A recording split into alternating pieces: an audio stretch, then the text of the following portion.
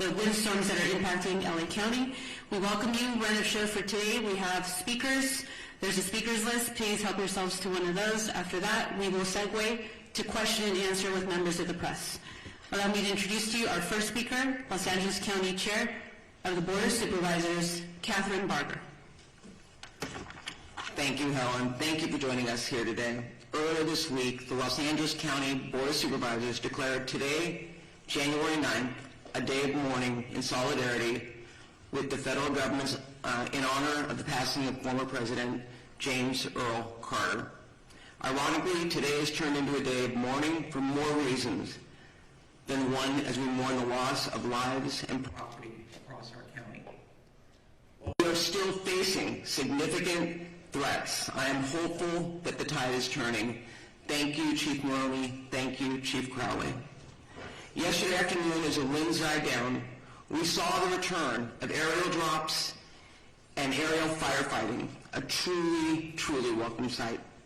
First and foremost, I want to assure our residents in Los Angeles County that the City of LA and the county are working hard and working hand in hand to bring every resource available to the table.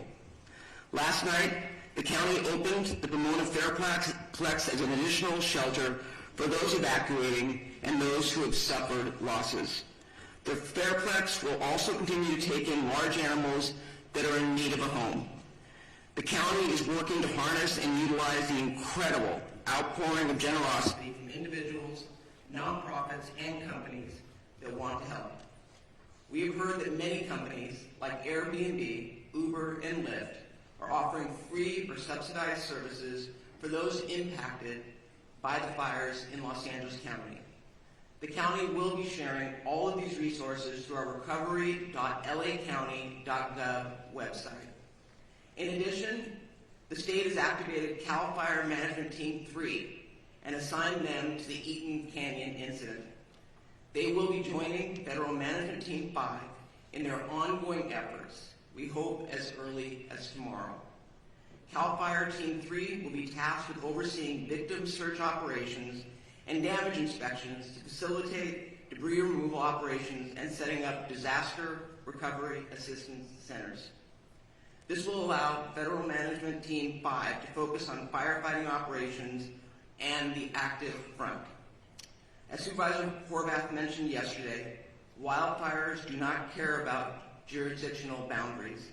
Between the city and the county, we are managing the various resources that are coming online with the increasing demands on our first responders. I saw this firsthand driving through the streets of Pasadena yesterday. Driving up Lake Avenue, the devastation could not be missed. The number of homes, businesses, and buildings that were on the fire dwarfed in any sense of available resources. Altadena is a very unique and special part of the 5th District. It is a community that embodies the spirit of a big, small town.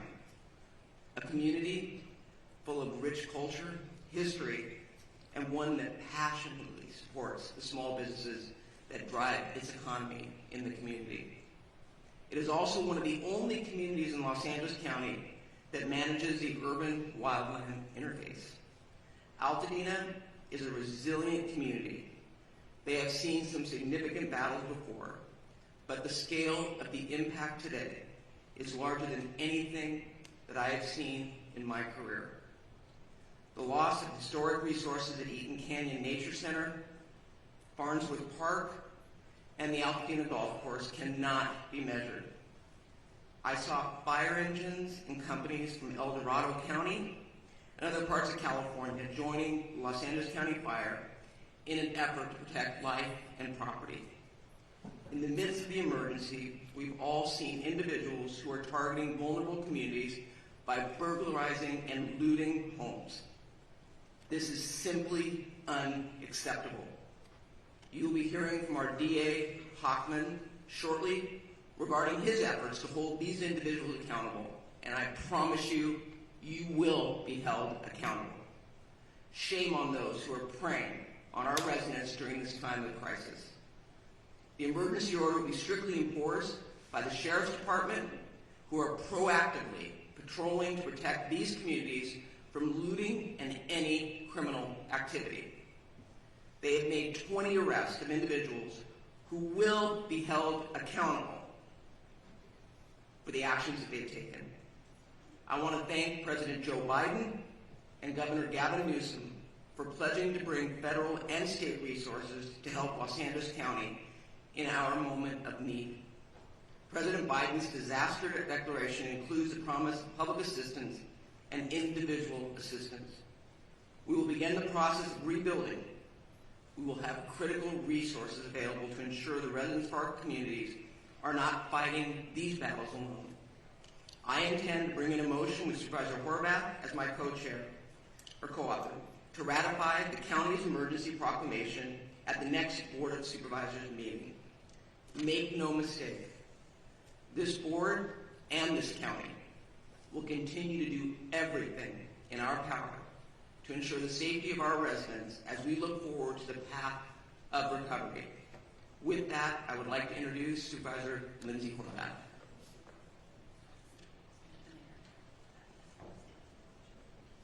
Okay, so Mayor Bath. I'd like to introduce LA City Mayor Bath. Thank you, Supervisor. One voice, that is the way we speak, and that is the way we stand here united. Los Angeles will stand united and stand strong. So first of all, my thoughts are with the thousands of Angelenos who are impacted by this emergency, as more Angelenos were forced to make the terrifying decision to evacuate. Our priorities, of course, are to keep Angelenos safe and to protect homes. The winds continue to be of a historic nature and a key factor of this firestorm. For much of Tuesday, the unprecedented winds prevented air operations to continue.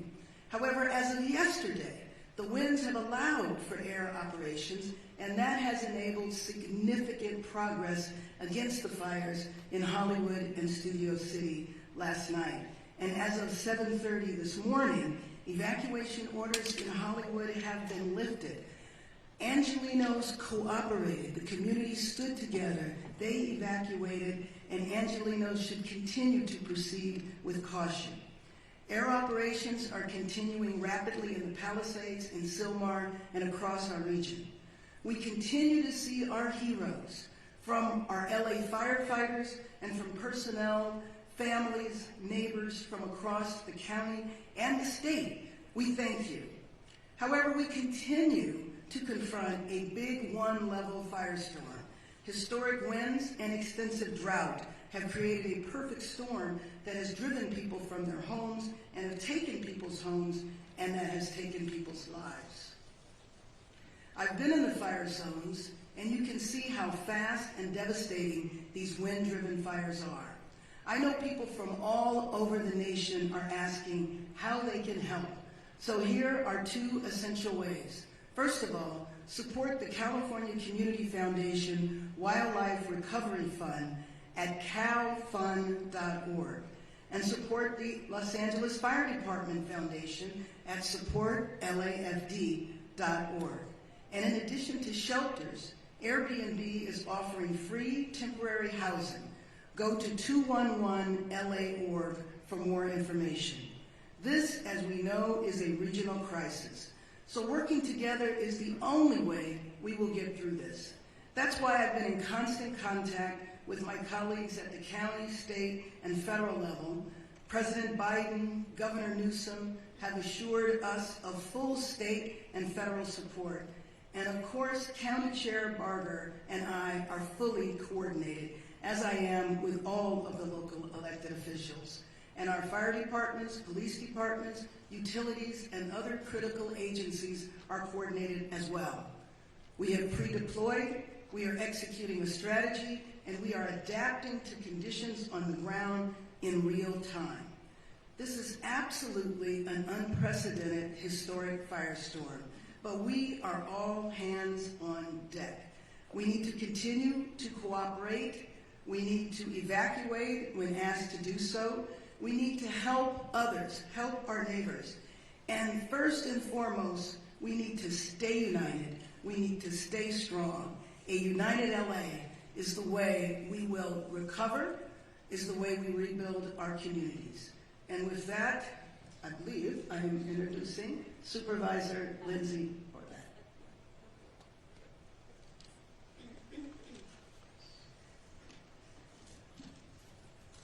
Good morning.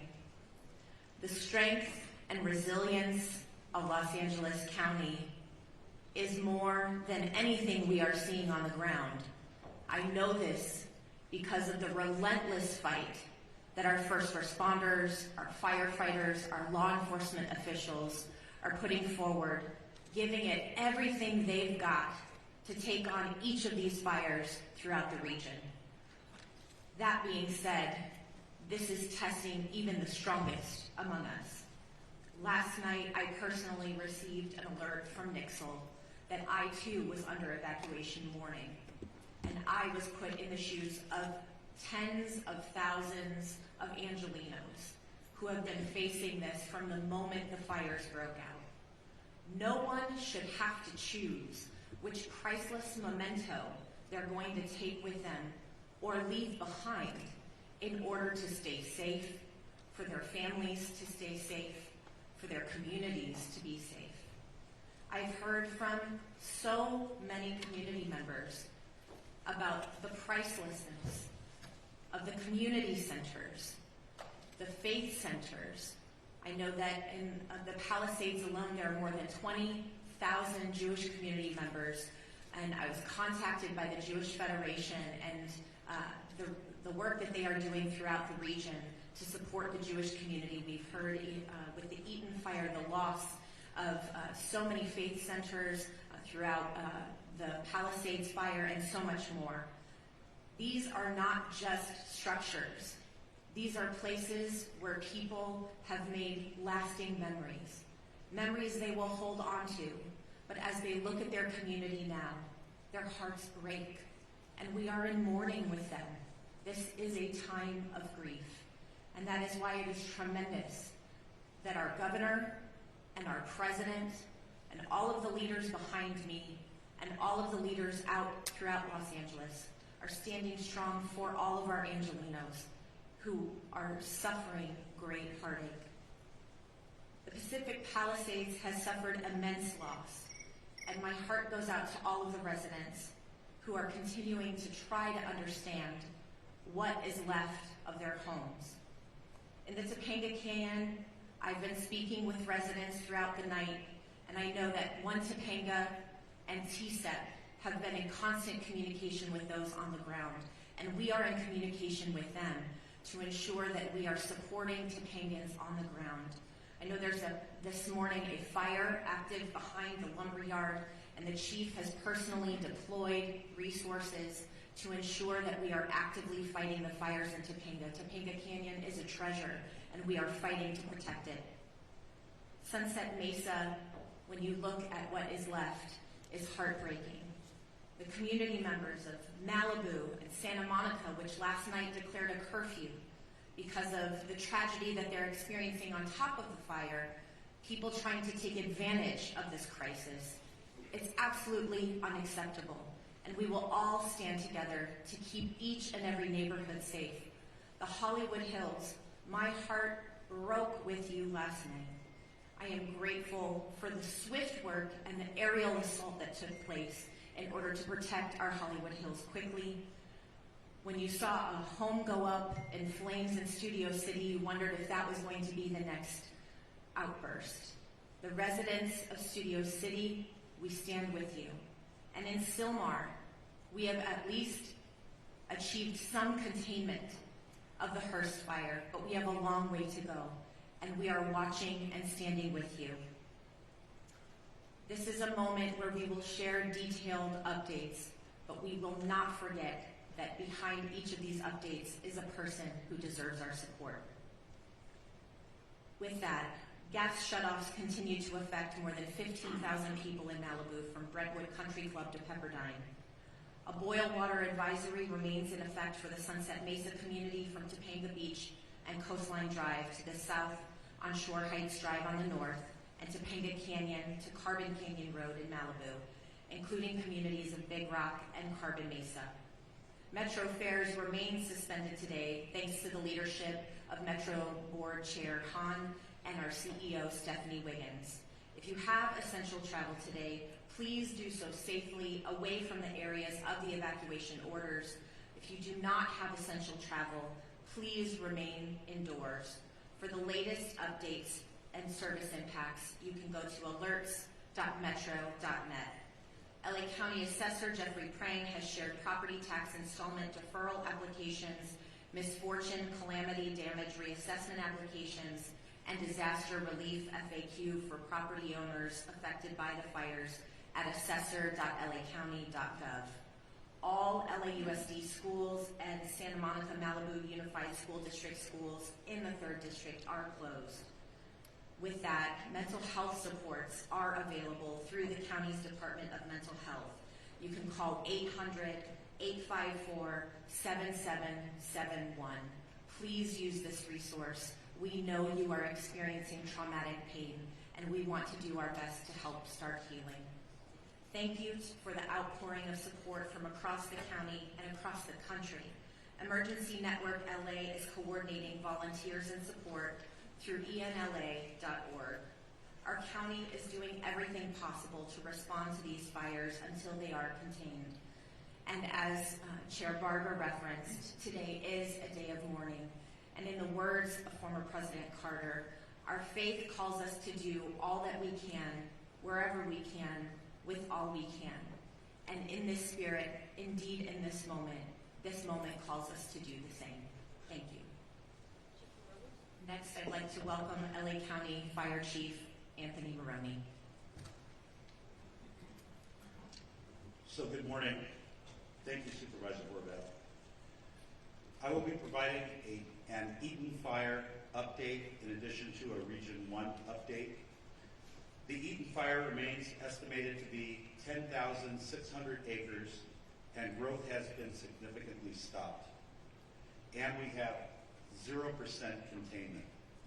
We have over 879 firefighting personnel assigned, and mutual aid resources continue to arrive to assist with this firefight. From this point forward, incident fatality information and reporting will be the responsibility of the Los Angeles County Sheriff's Department. We have several reported injuries and over 1,000 structures damaged and destroyed. The cause of the fire remains unknown, and it continues to be under active investigation. As I stated yesterday, as soon as a cause is determined, we will advise the media. The Lydia fire that started yesterday in Acton has been 40% contained, and forward progress has been stopped. It is limited to 348 acres.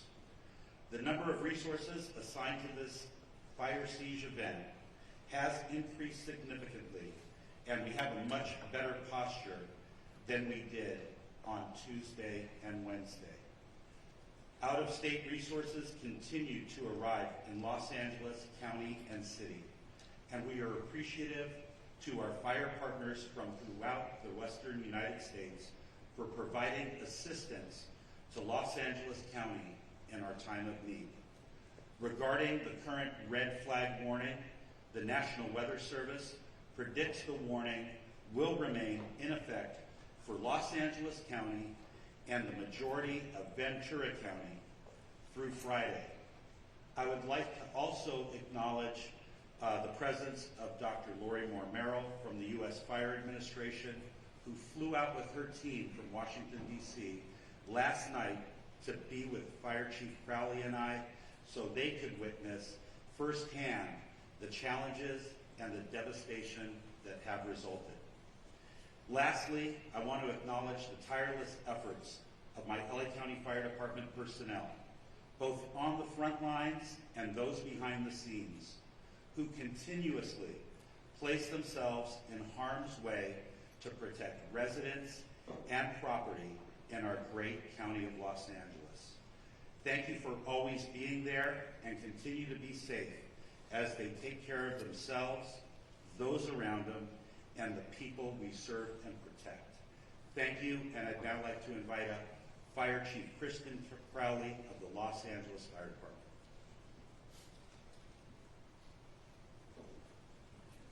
Thank you, Chief Maroney. So good morning. We continue to battle multiple major brush fires in the city of Los Angeles and across the Los Angeles region. Today, we expect winds to subside somewhat, which will allow fire crews to increase containment lines. However, and I want to be very clear here as well, we are still under red flag warning with extreme fire behavior possibilities.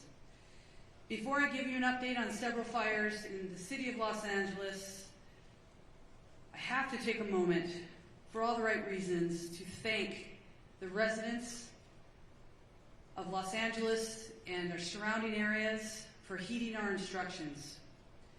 Today, it is absolutely imperative that as we move into day 3 of this firestorm, all members of our Los Angeles community maintain vigilance. I will now give you an update of our activities that occurred overnight. Palisades Fire, as we know, started January 7th at 10:30 hours in the morning. Size at this point is 17,234 acres. We are in unified command, LAFD, CAL FIRE, LA County Fire, LAPD, and LA Sheriffs. 0% containment. Extreme fire behavior continues to challenge firefighting efforts for the Palisades area. Wind gusts are up to 60 miles per hour and are expected to resume throughout the entire day. Firefighters and air resources will continue to work to protect the community and infrastructures and gain control so that we can contain this fire. Damage assessments are ongoing at the Palisades Fire. However, preliminary reports estimate the damage or destroyed structures to be in the thousands. It is safe to say that the Palisades Fire is one of the most destructive natural disasters in the history of Los Angeles.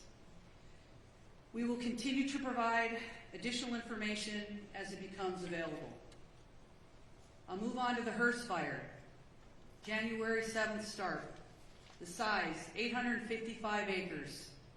We're unified in command, LAFD, United States Fire Service, Angeles National Forest, and LAPD. 0% containment. Firefighters held the fire within a planned containment area and are successful, and we have established a perimeter. Crews were able to get a handle on a few of the flare-ups over the night. We will continue to strengthen our containment lines and create a number of dozer lines to minimize the fire growth. Next, Woodley Fire started on January 8th. Size 30 acres. Containment, fully contained, and we are using fire patrols to monitor the area for any flare-ups. The fire has been declared as a knockdown, and there are no current threats. Next, the Sunset Fire, which is in the Runyon Canyon area, started last night, January 8th. Size 42.8 acres. Forward progress, I'm very glad to share with everybody, was stopped, and the crews are working to put out spot fires within the perimeters and to keep the wind from spreading any additional embers. As of 7:30 this morning, all evacuation orders have been lifted. This fire was rapidly and aggressively attacked by using coordinated air and ground fire suppression efforts. Residents heeded our timely evacuation orders. More information to come on that. Next up, the Sunswept Fire, which is in the Studio City area. As I talked about all the previous incidents, on top of this, our fire department was faced with another massive challenge. A very large structure fire encompassing 2 large hillside homes with heavy fire, which exposed brush, broke out in the Studio City area of Los Angeles. The high winds caused the fire to extend within the adjacent brush, potentially causing another additional brush fire. Our LAFD poured all available resources into this fire, and through a combined effort, were successful in preventing another devastating brush fire. Our firefighters stopped the forward progress at just under 1 acre. Also, to be clear, all of the incidents that I just spoke about are all under an active investigation. Let's talk about the preparations for today. The LAFD continues to augment and recall all of our firefighters to fill every single available seat on every single available apparatus within the city of Los Angeles. Firefighters continue to move into the Southern California region from across the western region of the United States, and we are very, very grateful for any assistance that we are receiving. Weather conditions are beginning to turn favorably, which will allow us to increase our containment lines. Again, our primary focus remains on impacting and affecting rescues and saving lives while protecting property. The multiple incidents across the city and the region continue to tax our firefighters. However, rest assured that every single firefighter, first responder, law enforcement officer across the region remains 100% committed to protecting our communities. Here's your call to action. Stay informed with trusted news and official updates. Be prepared to evacuate if you live near a wildland area. Follow all evacuation warnings and orders without delay. We also ask the public to stay off the roadways and away from any impacted areas, which we want to make sure there's zero room for any other issues when it comes to delays for our firefighters, first responders to get to where we need to go. I want to take just a moment to thank every single Los Angeles resident who's been impacted by this for staying vigilant, supporting our first responders, and helping your neighbors. Thank you to Mayor Bass, our city leadership, everybody that is here. As you can see, we stand with every single community member, business, anybody that's been negatively impacted by all of these incidents. We stand with you. We're going to remain strong with you as well. And I tell you, we're throwing everything at this that we possibly can. We're going to move through this and continue to support one another. With that, I will go ahead and introduce our next speaker, which is Sheriff Luna. Sir? Good morning, Robert Luna, Sheriff of Los Angeles County. Currently, we have well over 400 sheriff's personnel that are still actively deployed to the fires, in addition to our normal staffing for patrol-related functions throughout the county of Los Angeles. Deputies continue to assist our residents with evacuations. They're performing a lot of humanitarian missions. So many stories to share, don't have time right now. Providing food and blankets to people, rescuing people who unfortunately did not evacuate when they were asked to. So you've heard it over and over up here. A lot of the stories of heroic actions by our deputy sheriffs, police officers, or firefighters, a lot of them are taking place from people who did not choose to evacuate, putting their own lives at risk. So please, if you're asked to evacuate, because it's not only your life you're putting in danger. We continue to conduct roving patrols, manning hard road closures, providing security in evacuation areas to prevent anyone who may be attempted to engage in criminal behavior like looting. It was mentioned earlier before by the supervisor, and I'm going to make this crystal clear to everybody out there. Over last night and this morning, we are up to 20 individuals who chose to go into our areas and deprive these poor people who have been through so much of their property. Absolutely unacceptable. And I'm going to give direction to our department members. As you know, when we have an evacuation order by law, if you remain in that area, you are guilty of a misdemeanor. If you commit certain crimes, it could jump up to a felony. I'm going to be asking our employees to start enforcing that. That is very different than a curfew. Why? Because it's 24/7. I don't have to wait for the sun to go down or the sun to come up. If you are in one of these areas and you do not belong there, you are going to be subject to arrest. I hope that is as clear as I can make it, because I don't Our first choice isn't to do enforcement. It's not to make arrests. It's to help people. But if people choose to commit crimes, they're going to be held accountable. And the DA, who is standing next to me, will clarify even that a little bit further. This continues to be a fluid and evolving crisis, and the numbers that we release throughout this incident are going to fluctuate. So anything we say is subject to change. We're getting information from our boots on the ground. It's very chaotic out there because it's still so fluid. So forgive us if we give a number and then we have to modify those numbers. I talked about the 20 arrests that have been made so far. Unfortunately, I do expect that to go up. We're not going to tolerate that kind of activity. We have substantially increased our deployment of deputies at the fixed traffic post and are trying to limit and clear out any unauthorized vehicles or people in these areas. I do want to talk as we are summoning more resources. I have been in contact with the chief of the Office of Emergency Services for the state of California. Obviously, that's done at the direction of Governor Newsom. From the get-go of this, he has offered any and all resources to us in law enforcement, and they're doing the same for fire, but I'll specifically talk about policing.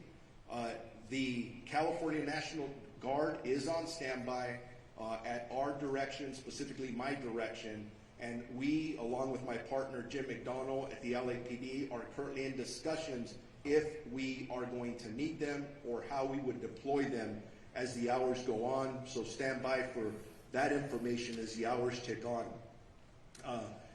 Chief Maroney mentioned this regarding any death toll information.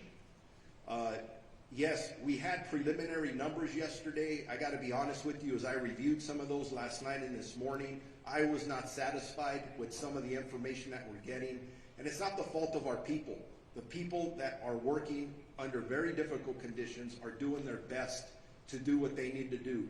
At one point, we'll be able to do a more thorough search of these impacted areas. Some of them look like a bomb was dropped in them, where we will be able to bring in canines and other things to help us hopefully not discover too many fatalities. That's our prayer, but this is a crisis and we don't know what to expect, but we're ready for everything. So all information, at least on the county side of this equation, we're working with our coroner's office. We'll figure out those numbers, so be patient with us when you ask us about death toll numbers.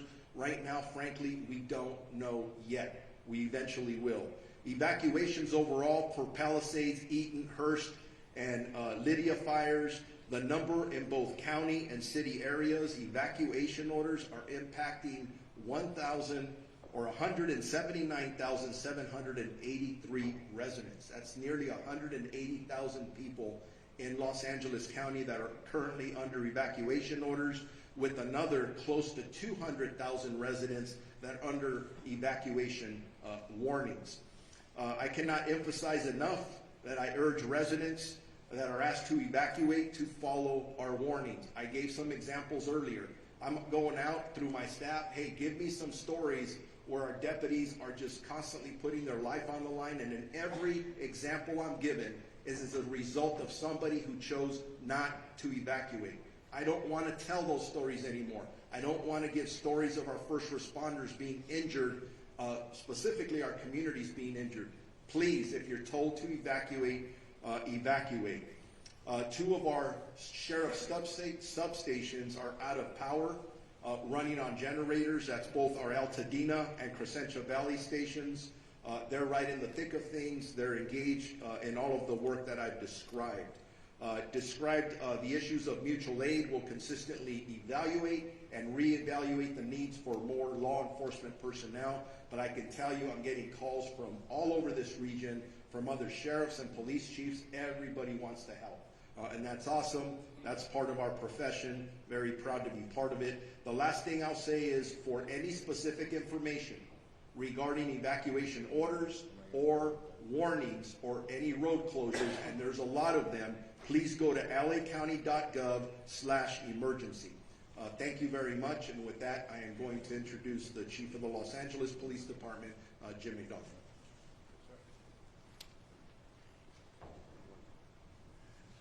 Morning, and I'll start off with a sincere thank you to all who have cooperated and supported the first responders and others who've been out there doing the best they can to make this as manageable as it can be. We're still on full tactical alert at the LAPD in support of our fire partners to be able to accomplish their mission. We're assisting with safety as well as the evacuation sites. You heard the sheriff quote the numbers of people who are out there using those. And again, we want to provide every level of safety we can for those involved in that effort. We've been joined by our Port Police and Los Angeles World Airport Police partners as part of the city family in doing the jobs that we're doing as we move forward today. But I want to thank our team. Many of our team and many of the people who are here behind me have left their families in fire areas to come to work to be able to help others. We've had a large number of people who have been evacuated, a large number of people in this group here who either family or friends have lost their own homes and lost everything they own and are dealing with taking care of young families at the same time while they're trying to balance the needs of work with the needs and responsibilities of family. We truly are all in this together, and we have to look at it that way as we move forward. The advice I would give is consistent with what you've heard. The air is not healthy for people who are challenged from a respiratory standpoint. So if you don't have to come into an area that's so impacted, please don't. Traffic, we're trying to maintain ingress and egress to our emergency areas for first responders in particular. We had, as you heard, people coming in still from other states to be able to help in the fire suppression effort, and we need them to be able to get in and be able to do what they need to do as easily as possible. The evacuations, they will probably still continue as the winds pick up. So we want to be able to do that as effectively as we can. Again, I said thank you for the cooperation, but I ask for additional cooperation should the need arise as we move forward. This is anything but predictable. We're thankful for the wind conditions we have now and the ability for our fire partners to try and make up for lost time. To be able to put containment around several of our burn areas and to be able to move forward on that. But again, I just want to say that you've heard from, and you'll hear in a minute from the DA, but from the sheriff about our crime suppression efforts. For those who want to take advantage of others, we're there. We're going to be there, and we're going to be working to hold you accountable for what you're doing in that regard. But as this runs its course, fatigue will certainly become a significant factor for those who are both directly involved in the operation as well as members of our community. So again, we are very thankful for the people who are doing this on all of our behalf, but we need to stick together, we need to support each other, and this is a thing where morale is a big deal for both the community and all of our folks. So take care of each other out there, and let's do the best we can. Thank you. Now, I mentioned our DA Hockman. It's now my pleasure to introduce the newly elected District Attorney of Los Angeles County, Nathan Hockman.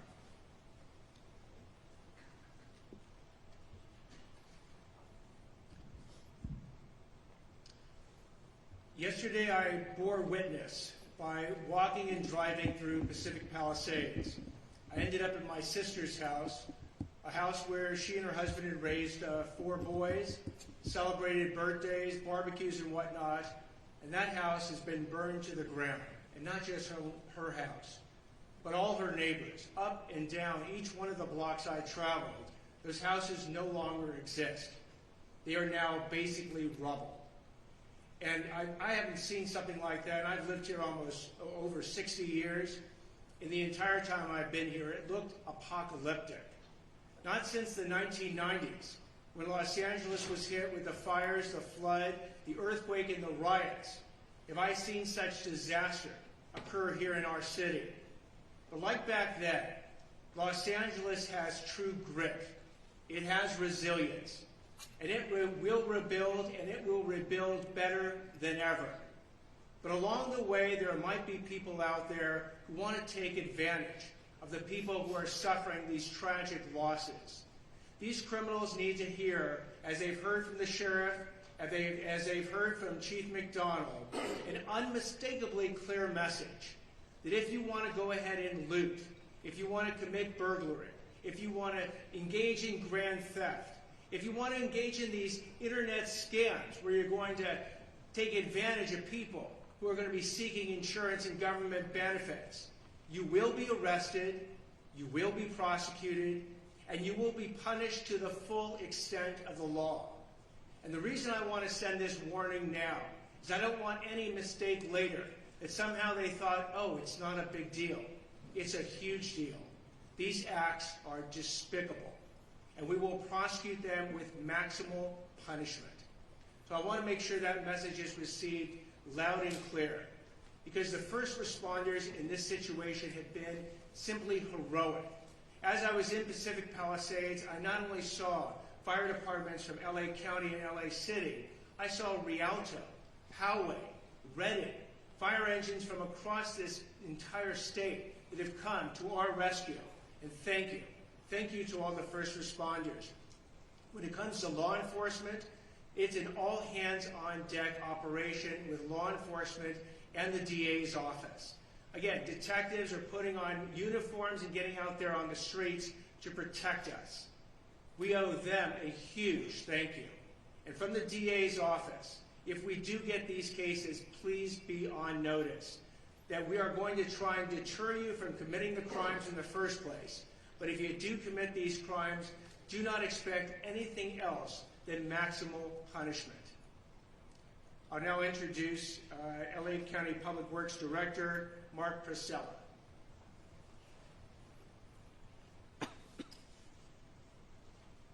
Good morning. As was stated, my name is Mark Pastrella. I'm the Director of the Los Angeles County Public Works Agency. First I want to say my heart, of course, goes out to everyone affected by the devastating event. I personally toured many of the areas yesterday and met with residents, and as everyone here has described, it's an absolute tragedy, including the life safety support system, our infrastructure that has been destroyed that supports life in these communities. I know from personal experience that feeling a loss from a wildfire, and I have tremendous respect for our firefighters and other first responders, our police force, the Sheriff's Department for the work they are currently doing. In fact, our current mission, which has been going 24/7 for 3 days now, is to support our fire department and our Sheriff's Department and the local PDs in their efforts to save lives. That is our number one mission right now, and what we are currently continuing to do, unfortunately, as this event is still active. We are also focusing on the inevitable recovery and repopulation of the areas that we will build back and build back strong. The current focus is on utility restoration, and I know many people are already asking about that. Your sewer, water, your power system, and the transportation system have all been significantly damaged. The heat of this system, the wind that blew also knocked down thousands of trees into the roadway. So what we have is a tremendous amount of debris throughout the communities that have had experienced this fire. This debris has been moved enough to let our firefighters and our sheriff PD into the area to do their work, but it's going to need to be processed and moved safely out of the area, and we are working on a coordinated effort across LA County to do debris removal, the debris removal that it will be necessary to restore the community back to its former way of life. The debris can be hazardous. The debris that is on the private property is considered hazardous and may be toxic. And so I want to warn everybody now that is either there who's remained behind or who is visiting the areas, as was mentioned earlier, it is not safe. It is not safe to touch the debris. It is not safe to remove the debris yourselves. There is a process for that, and we will be mobilizing with the City of Los Angeles to provide a health review of every property and make sure that when we move that debris, that it's done in a way that's safe and safe for you and for the other residents who remain behind in the area. We are also working on water supply system. The water supply system currently is still supplying fire suppression. Last night we got to see the wonderful use of our reservoirs, the city's reservoirs and our reservoirs, to take water from the reservoirs and actually use firefighting event aerial attacks to the system. You saw what a difference that made in the firefight last night, and those reservoirs are full and continue to be ready and at the disposal of our firefighting friends. The municipal water system continues to suffer poor water quality, due to the introduction of ash and debris into our reservoirs, into our filtration systems. So there are specific areas that we are asking for water to be boiled. I would just say with all caution, anyone who's remained behind, if there is any residence in your area that is burned to the ground and you are still there, you should just go ahead and boil water. We will be actively coming to communities in the next day, within this day or next day, delivering water, delivering domestic water to people who remain in the fire zone area. LA County will be coordinating that effort, not only for the District 29, but also we'll be working with the City of LA to deliver water to residents who've remained behind or who again have partial damage and are maybe staying in their homes. I want to again just mention that a firefight with multiple fire hydrants drawing water from municipal water systems for several hours is just not sustainable. That's why the air support is so important. Our residents in the Sunset Mesa, Topanga Beach area, Coastline Drive on the south to Shore Heights Drive on the north are up in the area. This is a partial damaged area or a threatened area. The Topanga Canyon Road, the Carbon Canyon Road Mesa as well is another area that's threatened. So all what I just talked about applies to you residents who are there. Now what can we do? What can the public do? What you should be doing as we sort of still active fire. I will reiterate that it's extremely important to listen to the sheriff and to PD when you are asked to evacuate immediately. Do not hesitate. Do not wait. Your life is not worth it. The systems that you're leaving behind, they are going to be impacted and they cannot be restarted easily. So I know a lot of people are talking about starting up. If you're thinking about creating your own water and sewer and power system at your home, I want you to be very careful about that. That is not something that a licensed contractor should be doing or our utility folks. Please don't do that. As I said yesterday, if you're leaving your home, I want to make sure that you lock that home, that you close that home up tight, and that you leave access for firefighters by not closing gates or creating a situation where they can't get to your home to fight off fire. The road system is impacted heavily throughout LA County, including city and county areas. There are multiple, in fact, hundreds of stop signals that are currently flashing red. I want to remind everybody that you treat that as a stop sign and you stop for that flashing. And if you come to a barricade, you need to turn around because those streets are closed for the purpose of recovery and not for looky-loos. Please do not argue with the sheriffs that are there or the PD. If the road is closed, there's a good reason for it. It's because it's not safe for you to be in that area. And that safety includes the debris that I was talking about. Trees down, potholes, road systems destroyed. There could be breaks in the roadway that could cause major damage to your vehicle. So I'm asking that you comply with all road closures until further notice. We are available as a 24/7 agency. You can reach our department at 1-800-675-HELP. We do need every citizen. It's something else you can do. If you see something, please tell us about it. Whether it's a gas leak, whether it's a utility line down, if it's a signal that's not malfunctioning, if it's a sewer system leak, any of those things that keep our life safety system going, we need to know about them so we can catalog them and get to them. Please know, and I do need to mention that all of the utility workers, not just my folks at LA County Public Works, but the folks at the City of Los Angeles, the folks at the Southern California Edison, the gas company, we are all coordinating with each other to restore your systems. And our folks are all working 24/7. There are many heroic stories, like the sheriff and fire have, of our utility folks out in the middle of the night, 24/7, getting those systems back up into place. And I want to thank all of the utility workers who are out there doing their job, who are not going home to family at night. They are actually working 24/7 as well. With that, I want to introduce the CEO and Chief Engineer of the Department of Water Power, Janice Quinones.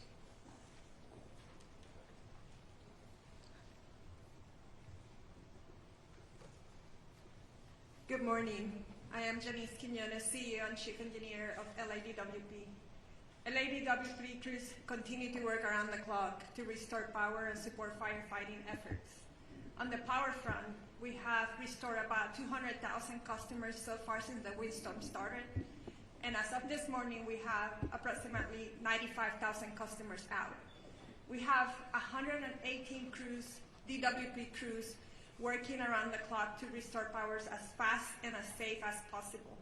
We're expecting our mutual aid crews coming from PG&E to arrive today and support the restoration efforts. Our restoration times are ranging from 24 to 48 hours. We are prioritizing wires down, so if you see a wire down, please call 911 and we'll send crews immediately to make the area safe. However, if you live in the fire-impacted areas or near those areas, you might experience longer outages, mainly because either our equipment has been compromised due to the fire, we're not able to access the area yet, or we're proactively shutting out the power for the safety of our firefighters and first responders. On the water side, the boil water notice for Palisades on zip code 90272 continues in effect, and it will continue in effect for at least 48 hours. I have water quality engineers taking samples around the system to ensure that the water quality remains a priority for our consumers. We continue to support LAFD and CAL FIRE and water supply issues and firefighting response, including opening our water reservoirs, as mentioned by Mark yesterday. Hollywood Reservoir was a critical asset when we were fighting the Sunset Fire. So all our reservoirs are open, that are open air for air assets, and we continue to work around the clock with other water agencies to increase the supply and pressure of the water system, including Metropolitan Water District.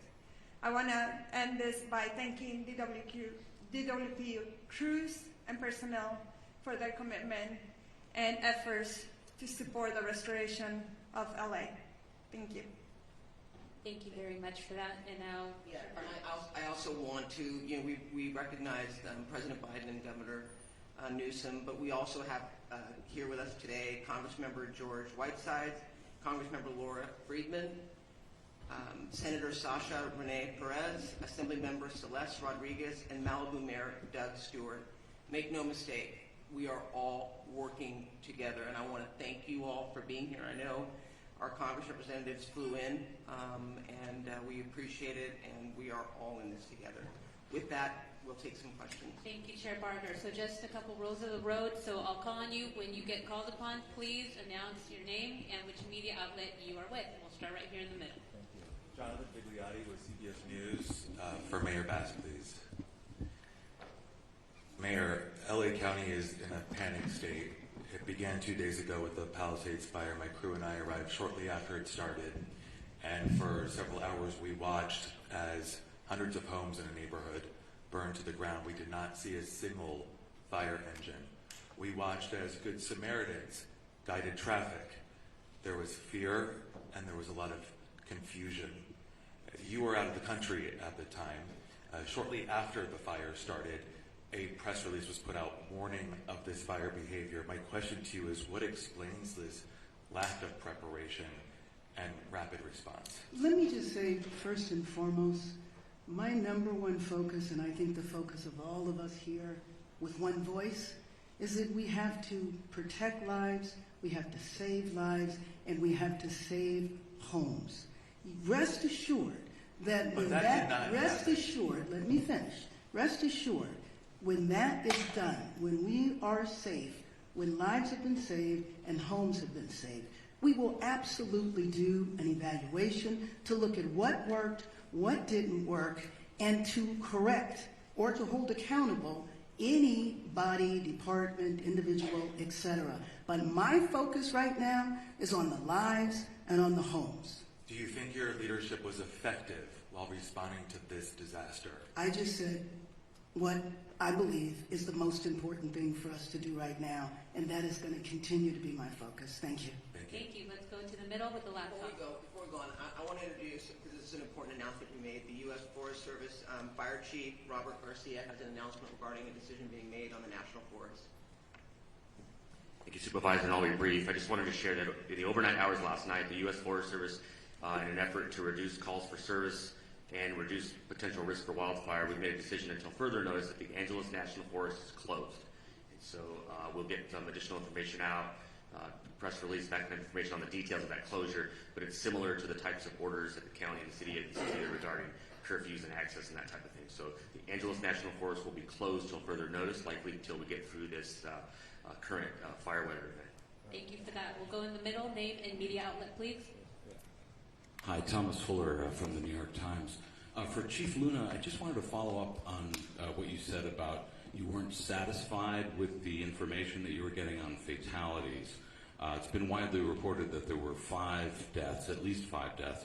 Do you believe that death toll is not accurate, and do you think it's less than that? Based on all the information that I've received in the last probably 8 hours, I want to be more confident in the specific information that I'm getting. So what we're doing now is going back through everything, because you got to understand the urgency, the chaotic nature of what we're dealing with, and we're still in the middle of that. So I want to make sure that as we go forward, at least for the Sheriff's Department, we're actually having our homicide unit involved, because they don't only do murder investigations, they do death investigations, that I'm going to change the system and verify each number. Because I don't care if it's just one, that's somebody's family. That's somebody we love and care for. So I want to make sure that's solid before we start presenting that information. Unfortunately, based on the preliminary information I've seen, at least in the two large fires that we're dealing with on each side of the county, unfortunately, I think the death toll will rise. I hope I'm wrong, but I think it's going to rise. Thank you for that. Let's go right over here in the front. Yeah, Josh Haskell, ABC 7 Eyewitness News. Mayor Bass, I've been on the fire lines the last 2 days. I've never seen firefighters this desperate. At fire hydrants, water not coming out, the pressure so low, the number one tool that they use to fight these fires, not there. How frustrated are you about that? And also, I'm getting texts right now from the Palisades Highlands community. We're almost 48 hours after this fire started. There's not resources up there. The hydrants aren't working. Where's the National Guard? Where are miles and miles of water tenders? How are we addressing this? Well, first of all, you asked me, was I frustrated by this? Of course, because we all know that this has been an unprecedented event. We also know that fire hydrants are not constructed to deal with this type of massive devastation, and that the number one problem, especially on Wednesday, was the fact that we weren't able to do the air support because of the winds.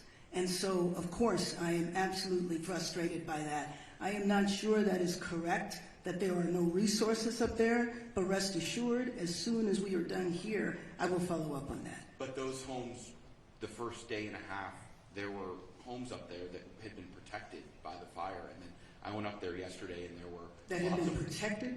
That it basically had been saved. Obviously, the fires moved in different directions, but when I went up there yesterday, there were not a lot of resources. We drove around, and then I know that things got worse up there. I'm just wondering, now that we moved 48 hours past, how are we addressing these water problems that are continuing, and is it acceptable that they continue? Well, let me just say that the water problems are a little better now, because the winds are such that we can go up and have the air support. And you know that that was the reason that the devastation was so bad. The unprecedented wind, the strength of the wind, and the fact that the air support could not go up. But if Chief Crowley wants to talk to this, there have been many fires before where air support is not available, and we depend upon these ground resources and crews. Was there a plan in place for that, and did the resources get here quickly enough? And talk about an update to air support today. Right. So thank you for that question. As we know, and you heard all of the incidents that are occurring at this point. Palisades was the first brush fire that we were attacking at that moment. You talk about specific pre-deploying. We put resources in place, pre-deploying, knowing that the winds were coming. With that, when the fire did light and take off, rapid response. Very dynamic situation. Air to ground resources coordinating. Now with the winds, I don't think we can overstate that enough. There's no excuse in regard to the winds were too much, but the reality is the winds are so dynamic, and at that tipping point, when our resources, air resources were grounded, that changes our strategies and tactics. We called for the world in regard to the number of resources and what we needed, who we needed, immediate need. every single resource that was available at that moment responded.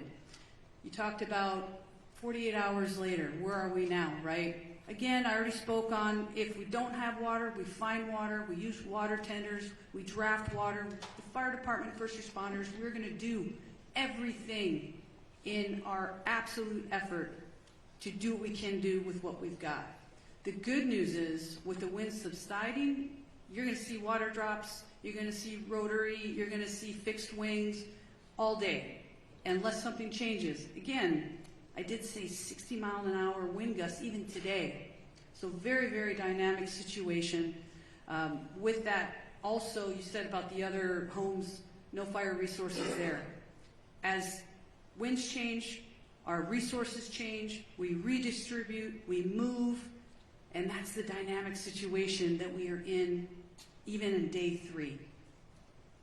That's what I wanted to say about that. Thank you. Thank you very much. Madam Mayor, I have another question for you. Bobby Castro over here from Good Day LA, Fox 11. Another issue, another concern about resources and in particular staffing as well. And we heard from firefighters even on the front lines expressing frustrations about, obviously it's a challenge right now. They're bringing in firefighters from all across the western region. But can you address the criticism now over the budget issue and the slashing, $17 million?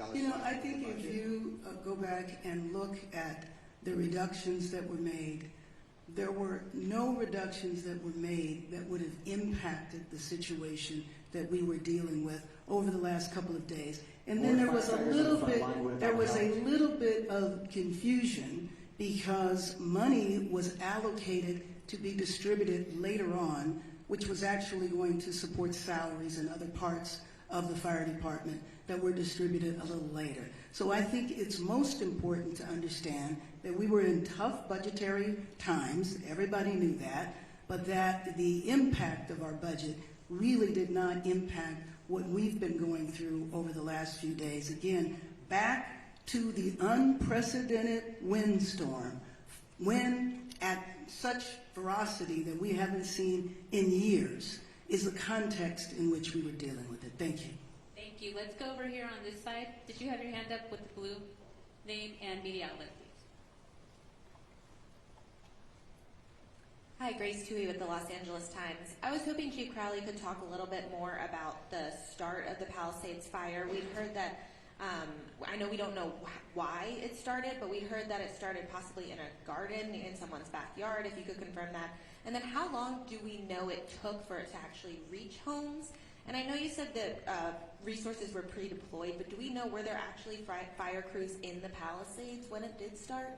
Right, so I'll start with your second question and we'll go back. I'll just start with your first one. As for where the start of the fire was in the Palisades fire, again, currently under active investigation. We have our arson investigators that are out right now as we speak, and they are actively investigating. As soon as we have information, we will share that with all of you. I know there's obviously, for the right reasons, a lot of interest in that. So with that, we'll circle back. When we come to pre-deployment, yes, we had our local fire stations that are assigned, Fire Station 69, Fire Station 23 in the Palisades area. They were fully staffed. Also pre-deployment in those areas, and we can also share the exact locations of where they were, how much we bolstered in regard to resources in the Palisades area. And also, mind you, we pre-deploy in the very high fire hazard severity zones, knowing that those are the communities most at risk during a wind event. So not only did we pre-deploy in the Palisades area, but also in other critical areas within the city. And do you know how long it took to reach homes? I don't know exactly, but we certainly can get that to you. Thank you. Right next to it. Hi, Dakota Smith with the LA Times. I have a two-part question again for the two fire chiefs. First off, have drones, unauthorized drones, been a problem, and have they hurt firefighting efforts? Secondly, in terms of the LAFD hydrants, was there any scaling back of the inspection of those hydrants in the last year and did that affect the firefighting effort to Chief Crowley? Sure. So as for your first question with the drones, I don't have any information on that, so I can't share anything with you on that. In regard to the hydrants, historically January is our hydrant testing phase. What I can tell you is we work closely with the Department of Water and Power. Those hydrants themselves are DWP's hydrants. They're to service the fire department. We partner with DWP in regard to that testing. Now, the very dynamic situation of where we are currently with the wildland season, if you may, there was a decision to postpone. We did not, in regard to the January start date, we have all year to test them. And also, mind you, our local fire stations are every single day going up and down the streets and looking at our hydrants. If there's any damage to hydrants, we report those as well. We were just kicking off that time frame of the beginning of the year when we normally would. What we did was postpone that until, because of the call volume that we're dealing with, and we're working closely with DWP at that point. I don't think it negatively impacted our abilities in this specific area. Thank you. The third brother?